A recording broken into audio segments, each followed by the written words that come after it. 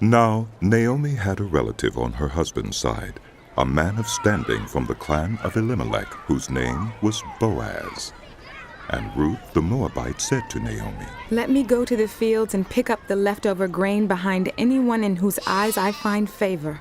Naomi said to her, "Go ahead, my daughter." So she went out, entered a field, and began to glean behind the harvesters. As it turned out, she found herself working in a field belonging to Boaz, who was from the clan of Elimelech. Just then Boaz arrived from Bethlehem and greeted the harvesters. "The Lord be with you." "The Lord bless you." They answered. Boaz asked the overseer of his harvesters, "Who does that young woman belong to?" The overseer replied, "She is the Moabite who came back from Moab with Naomi. She said, 'Please, let me glean and gather among the sheaves behind the harvesters.' She came into the field and has remained here from morning till now, except for a short rest in the shelter." So Boaz said to Ruth, "My daughter, listen to me.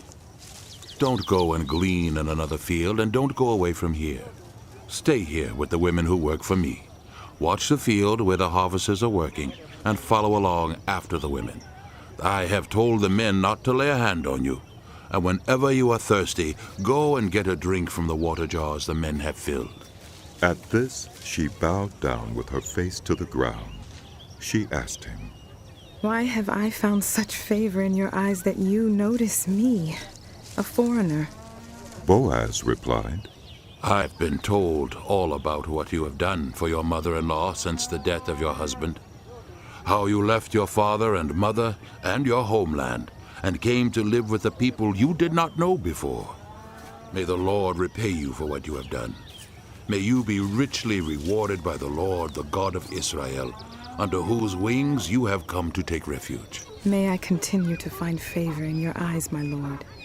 You have reassured me and have spoken kindly to your servant, though I do not have the standing of one of your servants. At mealtime, Boaz said to her, "Come over here. Have some bread and dip it in the wine vinegar." When she sat down with the harvesters, he offered her some roasted grain. She ate all she wanted and had some left over. As she got up to glean, Boaz gave orders to his men. "Let her gather among the sheaves and don't reprimand her.